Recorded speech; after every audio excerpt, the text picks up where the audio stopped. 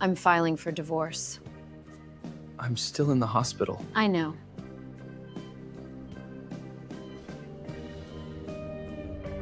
The wheelchair hummed softly as Callum Reeves positioned himself in front of the floor-to-ceiling window of his studio apartment. Not a penthouse. Not anymore. Outside, the San Francisco skyline glittered like someone had scattered diamonds across the dark water of the bay. He used to own a piece of that skyline.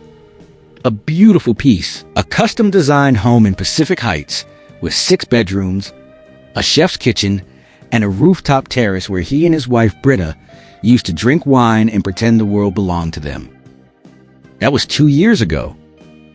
Now he lived on the 4th floor of a building that smelled like old carpet and someone else's cooking, surviving on leftover savings that were shrinking faster than his pride. He looked down at the manila envelope on the kitchen counter. He hadn't opened it yet. He didn't need to. He already knew what was inside. Have you ever had a moment where everything you worked for, everything you loved, vanished so quickly that you wondered if it was ever real to begin with? That's where Callum was. And honestly, the worst part wasn't the wheelchair. It wasn't even losing the house. The worst part was knowing that someone who once swore to love him had helped destroy him on purpose. Before all of this, Callum Reeves was the kind of man people pointed at in rooms. Not because he was loud. He wasn't. He was actually quiet in the way that powerful people sometimes are. Composed, deliberate, with a stillness that made you lean toward him when he spoke.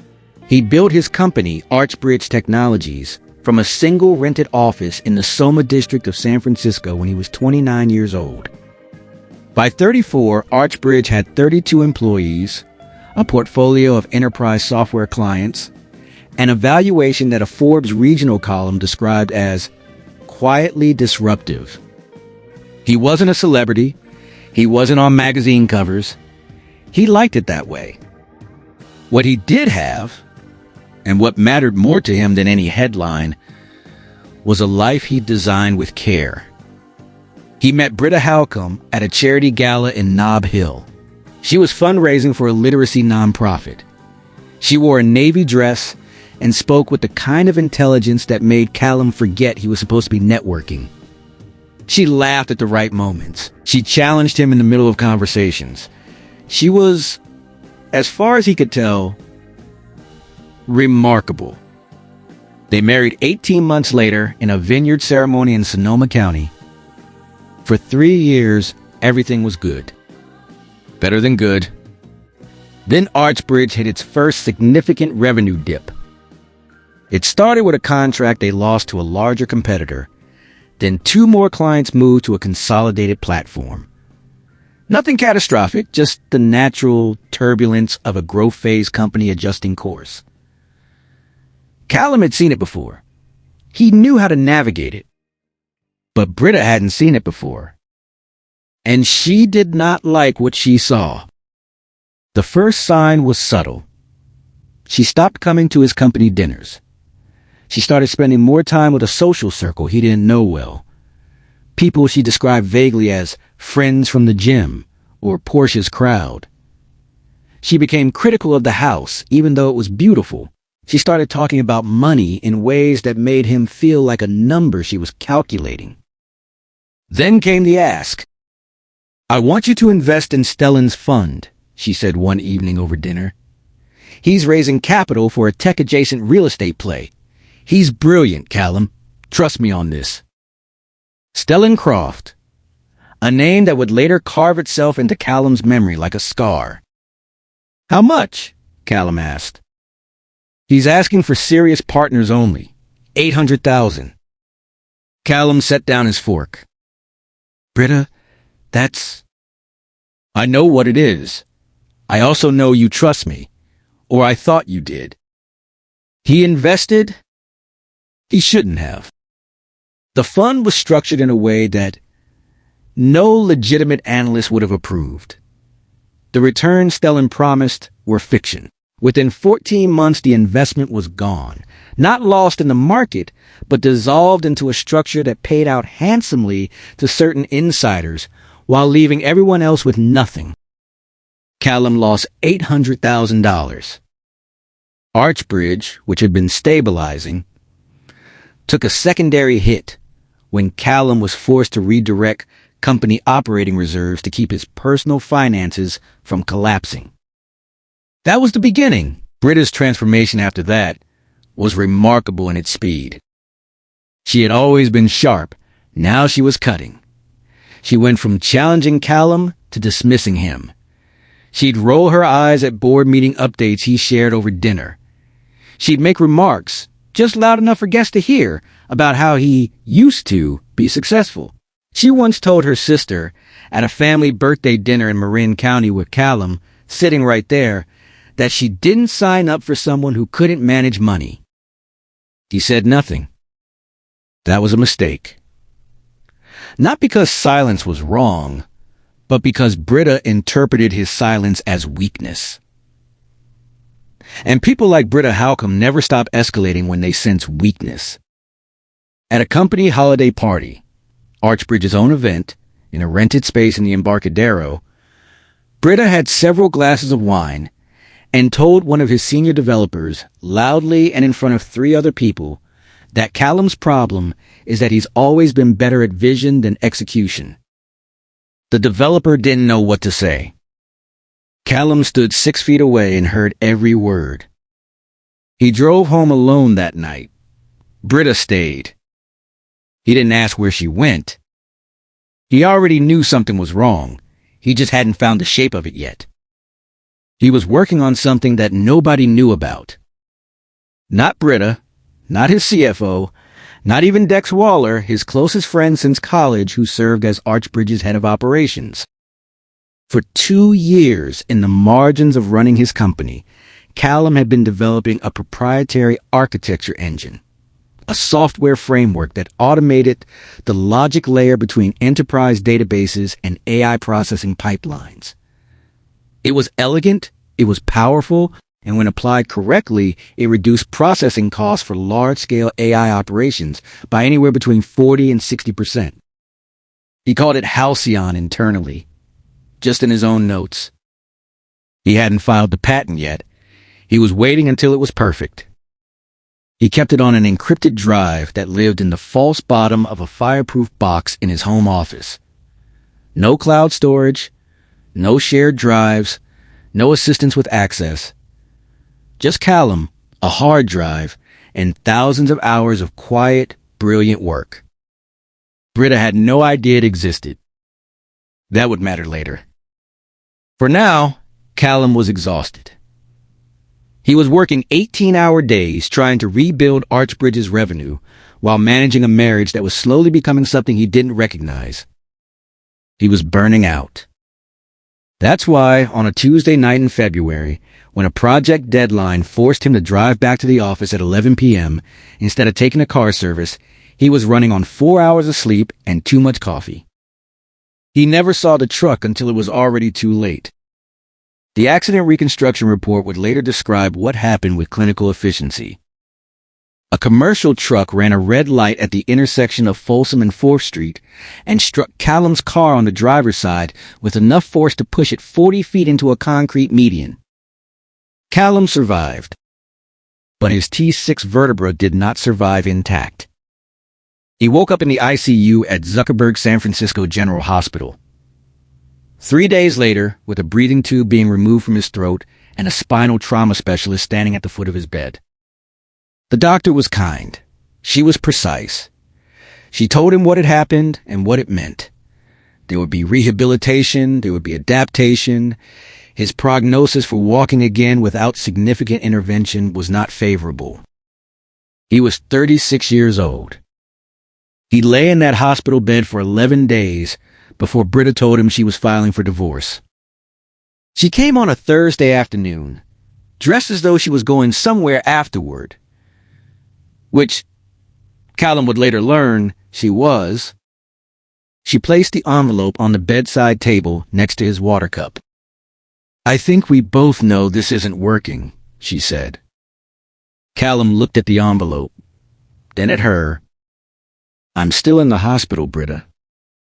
I know. I thought it was better to be honest sooner rather than later. Better for who? She didn't answer that. The papers are straightforward. My attorney says, given the state of the company, there isn't much to divide.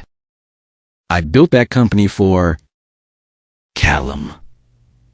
She said his name the way you'd say a word you were tired of pronouncing. You're going to be in a wheelchair. I can't do this. I'm not built for this kind of life. The words landed like something physical. You are a disabled burden.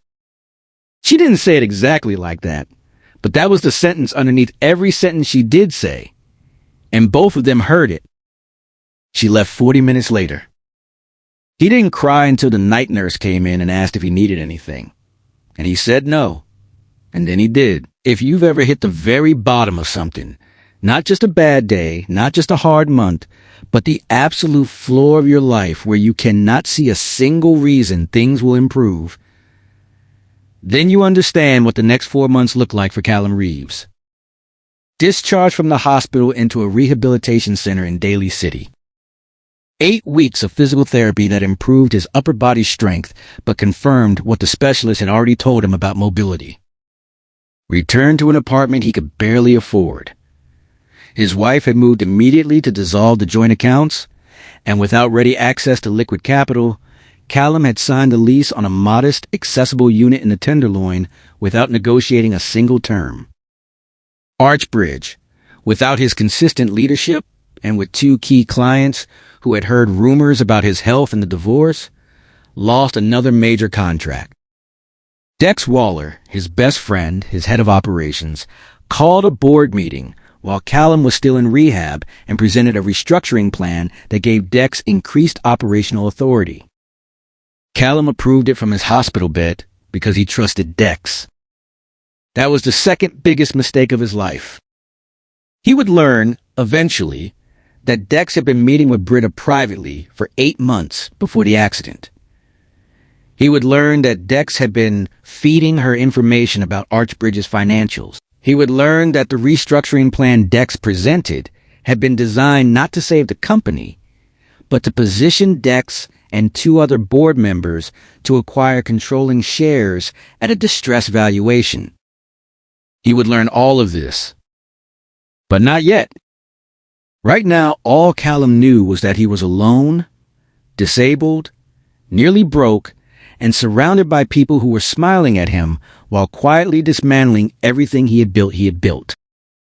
The manila envelope had been sitting on his counter for a week. He finally opened it on a Sunday morning while rain hammered the windows. It was from his attorney, a man named Goretti Osei, who had been handling the divorce proceedings on a payment plan that was testing the edges of professional generosity. The news inside was not good. Britta's legal team had uncovered a set of corporate documents, transfer agreements, that had been filed 8 months ago, quietly reassigning approximately 18% of Callum's Archbridge shares into a holding entity controlled jointly by Britta and Dex Waller. The documents bore Callum's signature. He had never signed them. He read the letter 3 times, then he set it down, then he picked it up and read it again. His signature. On documents he had never seen. Authorizing a transfer he had never approved. His hands were shaking. But here's the thing about Callum Reeves, that even Britta, who had lived with him for years, had fundamentally misunderstood. She thought his quietness was passivity. She thought his patience was weakness. She thought the man in the wheelchair, in the cheap apartment, with the shrinking bank account and the missing shares, was finished. She was about to learn something important. He didn't call Goretti back that Sunday. He didn't call the police. He didn't make any frantic moves. Instead, he opened his laptop and started a new encrypted folder. He labeled it simply Evidence. And then, calmly and with complete focus, Callum Reeves began to think. He thought about the investment in Stellencroft's fund, the timing, the structure, the way Britta had pushed for it with an urgency that now felt like instruction rather than enthusiasm. He thought about the accident, the truck, the intersection, the police report that had closed the case as a routine collision with an uninsured commercial driver who had subsequently fled the state. He thought about Dex, the restructuring plan, the board meetings he'd been excluded from during rehabilitation, the phone calls Dex had stopped returning as quickly as he once did. He thought about the transfer documents. 18%. 8 months ago. He thought about all of it, and he arranged it piece by piece in the architecture of his mind, which was the same mind that had built Archbridge from nothing, the same mind that had designed Halcyon in the margins of a difficult year, the same mind that Britta had dismissed and Dex had underestimated, and the truck driver, if there was more to the truck driver than the police report suggested, had tried to silence. And then he opened a second folder. He labeled it Halcyon. He copied the patent documentation he'd been preparing for 2 years, the full technical specifications, the architecture, the proof of concept results, every draft, every iteration, every version. He looked at it for a long time. Outside, the San Francisco rain kept falling. The skyline disappeared behind low clouds. Then Callum Reeves smiled for the first time in 4 months. Not because things were fine, because he finally understood the board. He'd been sitting in the middle of the game, grieving the pieces he'd lost, when he should have been looking at the one piece nobody else knew existed. He pulled out his phone. He scrolled to a contact he hadn't called in 2 years. A woman named Priya Voss, a patent attorney he'd worked with briefly early in Archbridge's history, known in Silicon Valley circles as someone who moved fast and kept her mouth shut. He typed a single message. I have something significant. I need to move quietly. Are you available this week? He set the phone down. Outside, a bus splashed through a puddle on the street below. Callum went to make himself coffee, moving through the apartment with the efficiency of someone who had learned, through weeks of grueling rehabilitation, that obstacles are just problems waiting for the right solution. His phone buzzed 30 seconds later. I'm available tomorrow morning. I'll come to you. Callum read the message. He set the phone on the counter. And the plan, the real plan, the one that would take everything from the people who thought they had already taken everything from him, began. Priya Voss arrived at 8:15 in the morning, carrying a leather briefcase and a coffee she'd bought herself, which Callum appreciated because it meant she was the kind of professional who didn't make other people manage her comfort. She was 41, small, with sharp eyes behind wire-rimmed glasses and the focused energy of someone who billed by the hour and meant it. She sat across from Callum at his small kitchen table, looked around the apartment once without commenting on it, and said, "Show me what you have." He showed her Halcyon. She didn't speak for 11 minutes. Callum had timed it, not because he was anxious, but because he'd learned in the last 4 months that silence from smart people meant something was being processed seriously. Cheap reactions come fast. Real reactions take time. When Priya finally looked up from the screen, she removed her glasses and set them on the table. When did you start building this? 22 months ago. Who knows it exists? Nobody. Nobody at Archbridge? Nobody anywhere. She looked at the screen again, then back at him.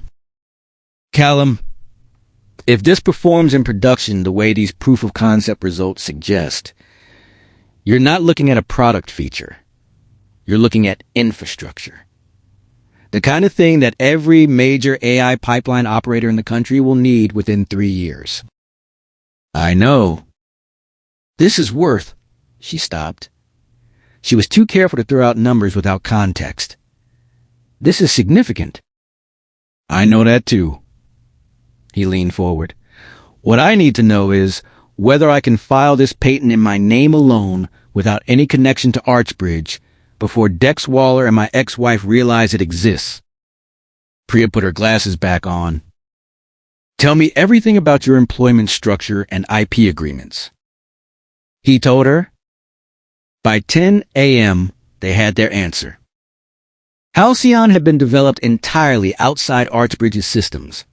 No company servers, no company time, documented or billed, no company resources. Callum had been meticulous about this. Not because he'd anticipated the betrayal, but because he'd wanted to keep the project clean until it was ready to present properly. That cleanliness had accidentally made it bulletproof. You own this completely, Priya said. It has nothing to do with Archbridge, nothing to do with the divorce settlement, and nothing to do with Britta or Dex Waller. This is yours. Then let's move. I'll file a provisional patent by end of week. Full utility patent within 30 days. We keep everything under a shell company until you're ready. What shell company? Priya almost smiled.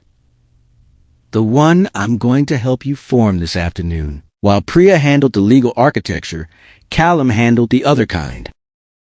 He had always been a systems thinker. It was what made him good at software. The ability to see not just individual components, but the relationships between them. The way one variable affected another, the way a single point of failure could collapse a structure that looked solid from the outside. He applied that same thinking to the people who had dismantled his life. He started with what he knew for certain. 1. Britta had pushed him to invest in Stellencroft's fund. 2. The investment had failed in a way that benefited certain insiders. 3. Britta and Stellan had been in a relationship before, during, and after the investment. 4. Someone had filed corporate transfer documents using Callum's forged signature. 5. Dex Waller had coordinated a board restructuring that positioned him to benefit from Archbridge's distressed state. 6. The truck accident that had left Callum disabled had been closed as a routine case with minimal investigation. He laid these facts out in the encrypted folder and looked at them the way he looked at software architecture. Not emotionally, but structurally. He was looking for the connective tissue. The logic underneath the chaos. It took 3 days. On the third night at 2 a.m., with the city quiet outside his window, he found it. The holding entity that now controlled the transferred 18% of Archbridge, the one bearing his forged signature, was registered in Nevada. He'd obtained the formation documents through a public records search, a detail Goretti had overlooked because Goretti was a divorce attorney, not a forensic investigator. The registered agent for the Nevada entity was a firm called Vantage Holdings, LLC. Vantage Holdings, LLC also appeared in the public records of 3 other entities. One of those entities had received capital infusions from the Stellencroft Fund, the same fund that had consumed Callum's $800,000. He sat back in his wheelchair and felt the kind of cold clarity that only comes when a pattern you suspect it turns out to be real. This wasn't a series of separate betrayals. It was a single coordinated operation. Britta? Stellan? Dex? Possibly others. Connected through a web of shell companies and shared financial interests that had been constructed piece by piece while Callum was working 18-hour days trying to save a company they were quietly looting. He opened a new document. He titled it, The Architecture of What They Did. And he started mapping it. 2 weeks after his meeting with Priya, Callum made a phone call. The man on the other end was named Rowan Etch. He was a private investigator based in Oakland who had done work for several tech companies. Callum knew, specializing in corporate fraud and financial forensics. He was not cheap. He was also, by every account, Extraordinarily good. I need someone who can follow money, Callum said. That's most of what I do, Rowan said. This particular money goes to Nevada LLCs, a failed investment fund, and a corporate share transfer that used a forged signature. I believe there may also be a connection to a traffic accident that was closed prematurely. A pause.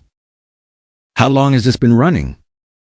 Approximately 2 years that I can document. Possibly longer.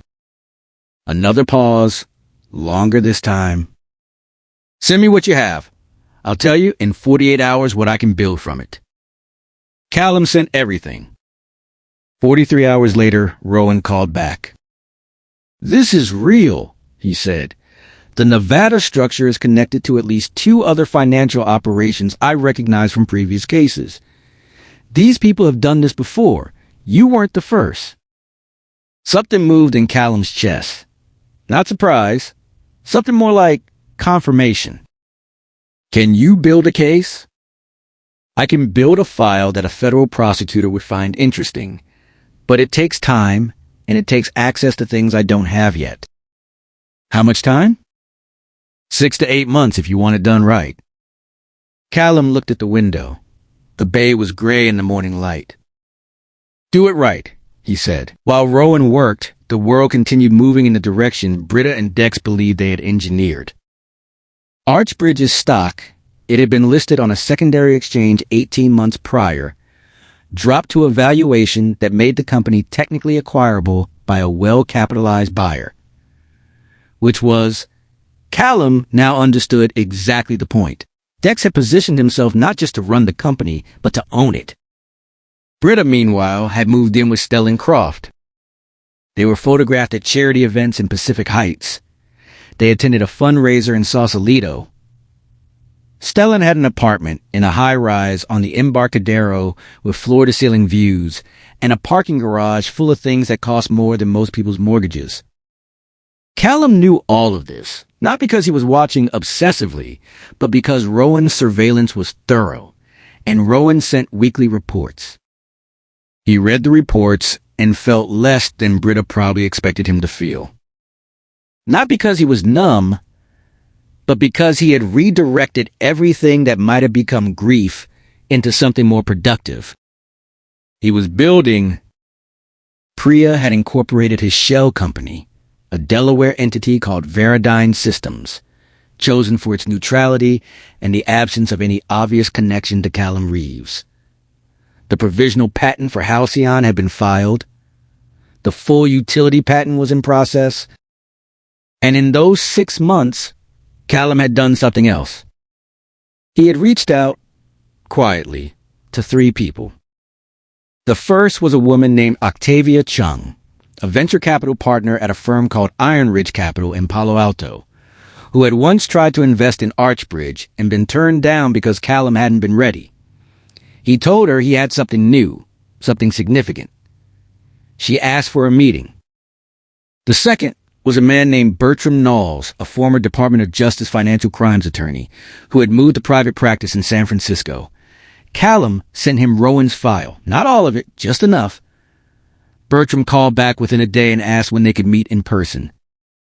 The third was a journalist. Her name was Solanane Marat. She worked for a financial technology publication based in New York with a national readership and a reputation for breaking corporate fraud stories that federal agencies later cited in indictments. Callum had been introduced to her 3 years earlier at a conference in Austin. She was relentless, careful, and very well sourced.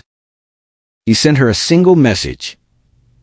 I have a story about a coordinated scheme targeting a tech founder. Multiple parties, paper trail. Are you interested? She responded in 4 minutes. When can you talk?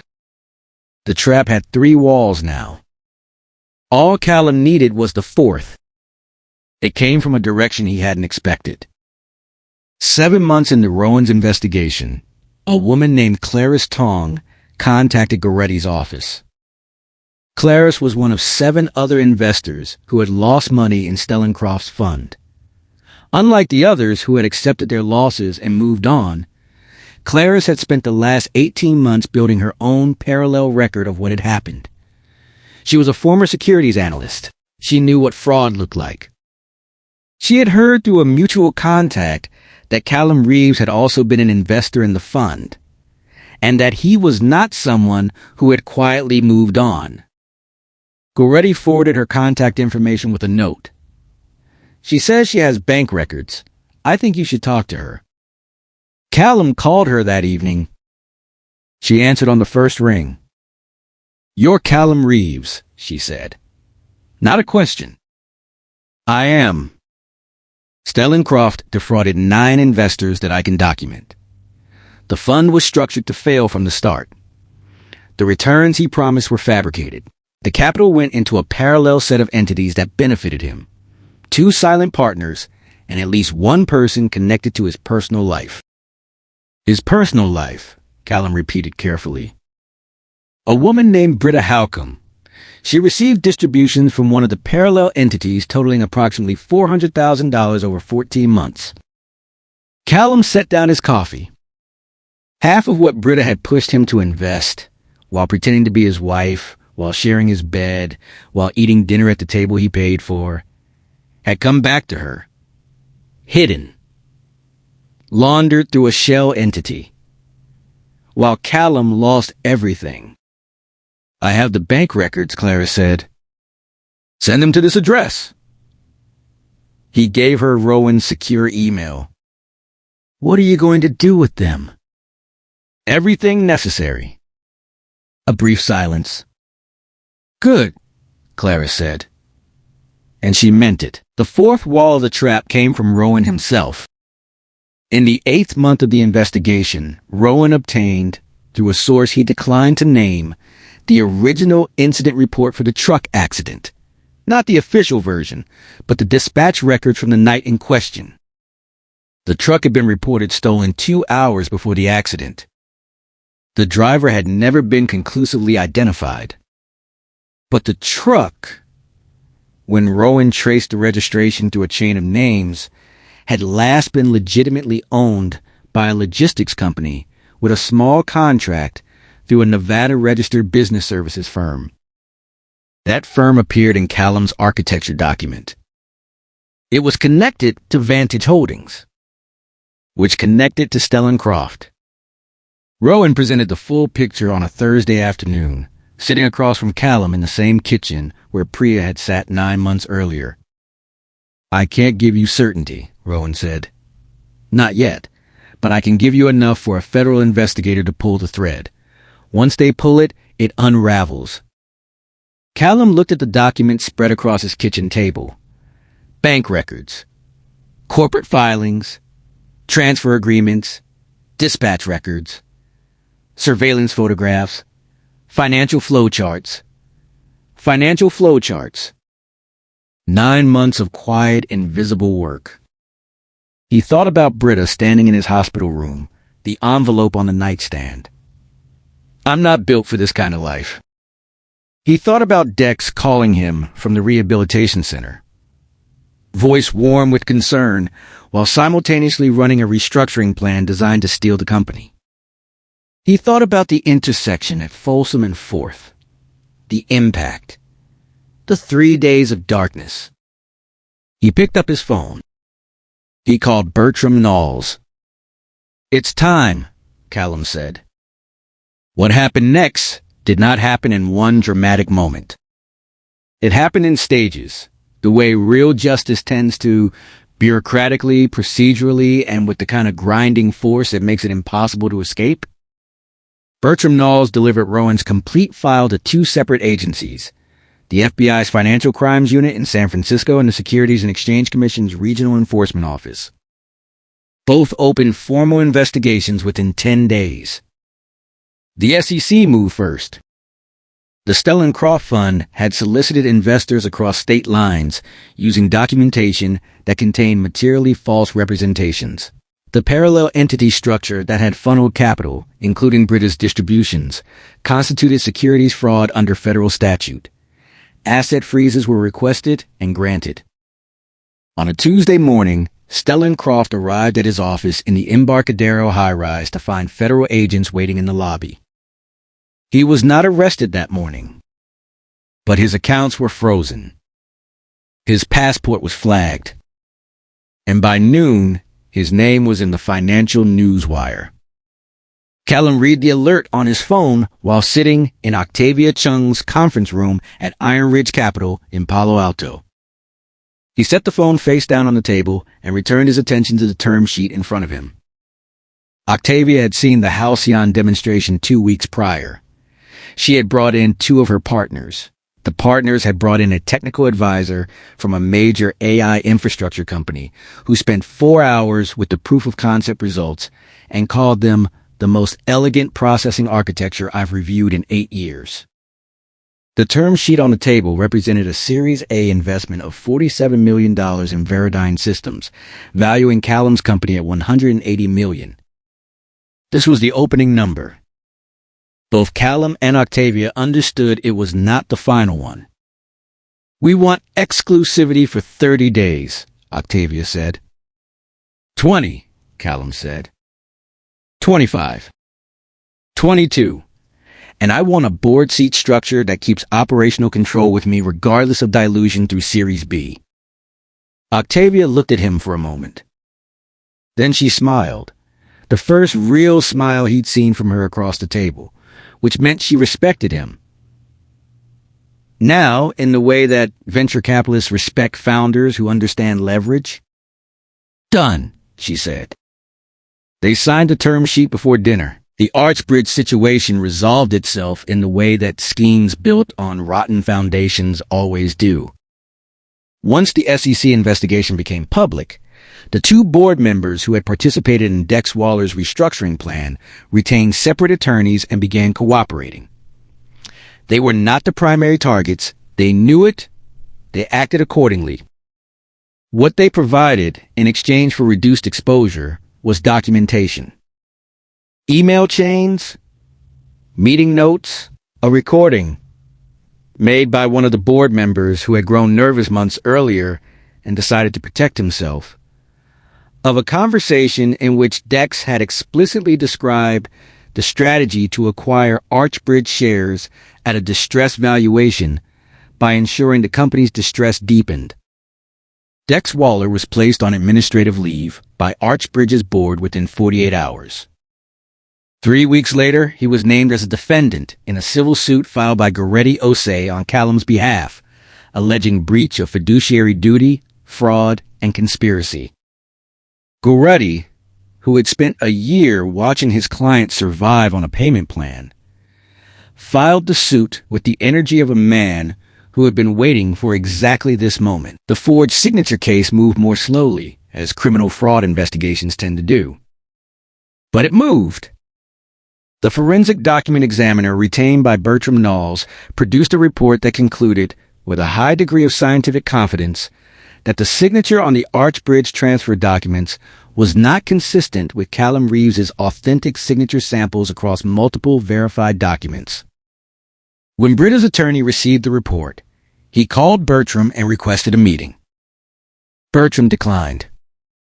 There was nothing to negotiate. The evidence was going to prosecutors. Solon Morate's story ran on a Thursday. It was not a tabloid piece. It was 11,000 words of meticulous financial journalism published across 2 days, detailing the structure of the Croft Fund, the connected entities, the forged corporate documents, and the pattern of targeting a tech founder whose company had been systematically weakened from within. She named everyone. She was precise and accurate because she had Rowan's documentation, Clarice Tong's bank records, and 9 months of Callum's architecture document to work from. By Saturday morning, the story had been picked up by 4 national outlets. By Monday, it was in the Wall Street Journal. The charity circuit in Pacific Heights, where Britta and Stellan had spent a pleasant year attending galas and being photographed, discovered that their name combination had become synonymous with something people did not want to be associated with. Invitations stopped arriving. The Embarcadero apartment building's management, it turned out, had a morality clause in its luxury leases. They engaged their attorneys. Callum was in his new office when he heard about Britta. It wasn't a grand office yet. Veradign Systems was operating out of a clean, bright floor of a Soma building, the same neighborhood where Archbridge had started. He'd kept it deliberately modest.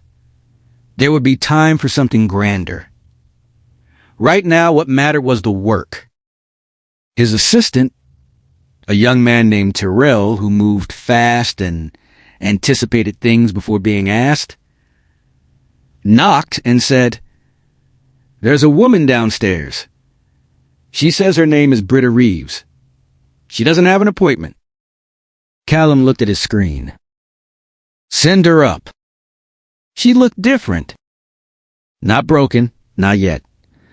But the particular quality of confidence she'd always carried, the assurance that the world would arrange itself to her comfort, was gone. Her eyes moved around the office the way eyes move when someone is recalculating. She sat down across from him without being invited. For a moment, neither of them spoke. "The accounts are frozen," she finally said. "I know. Stellan's attorneys are telling him to prepare for indictment." "I know that too." She looked at him, then at the wheelchair, then back at his face, and he could see her searching for something. Guilt, maybe, or satisfaction, or anger. Something she could work with. She found nothing she could use. "I made a mistake," she said. Callum looked at her quietly. He thought about the hospital room, the envelope on the nightstand, the dress she'd been wearing as if she had somewhere better to be. He thought about the intersection at Folsom and 4th. He thought about everything. "No," he said. She waited. "You made a choice. Every step of the way, every decision you made deliberately. The investment, the documents, the morning in the hospital." He paused. "Those weren't mistakes, Britta. Mistakes are accidents. What you did was architecture." She opened her mouth. "I'd like you to leave now," he said. Not unkindly, just finally. She left. The federal indictment of Stellan Croft came 4 months later. 9 counts, including securities fraud, wire fraud, and conspiracy. His attorneys entered a not guilty plea. The trial date was set for 14 months out. The conspiracy charge included an allegation, supported by the dispatch records, the truck registration trail, and testimony from a cooperating witness Rowan had quietly developed over several months of coordinating a vehicular assault. The charge specified that the accident at Folsom and 4th Street had been deliberately arranged. When Callum read the indictment, he sat with it for a while. He had known it was coming. He had built the case that made it possible. But seeing it in formal legal language, the clinical description of what had been done to his body, to his mobility, to the life he'd been living, was different from knowing it abstractly. He sat with it. And then he went back to work. Veradign Systems closed its Series B-14, months after the Series A. $212 million. Valuation: $890 million. Octavia Chung called him from a dinner she'd left early to make the call and said, "We're going to talk about unicorn status before end of year." Callum thanked her and ended the call. He sat in his office in Soma as the San Francisco evening came down over the city. He thought about a rooftop terrace in Pacific Heights where he and a woman he'd loved had drunk wine and believed the world belonged to them. He thought about a rehabilitation center in Daly City and the particular quality of silence in a room where you're learning to exist differently in your own body. He thought about a kitchen table covered in documents and a private investigator saying, "This is real." He thought about one call to Bertram Knowles. "It's time." Outside, the bay caught the last light and held it. Callum Reeves looked out at the city he had built something in twice, and would build something in again and again for as long as he chose to, and felt the particular satisfaction of a man who had been counted out by everyone who thought they knew what he was worth. They had taken his house, his marriage, his company shares, his ability to walk. They had left him with the one thing they hadn't known about. And that one thing had been enough. More than enough. Some people mistake your silence for surrender. Let them. The quieter you build, the louder the collapse when it comes. If this story hit different, you already know what to do. Drop a comment and share it with someone who needs to hear it today. The end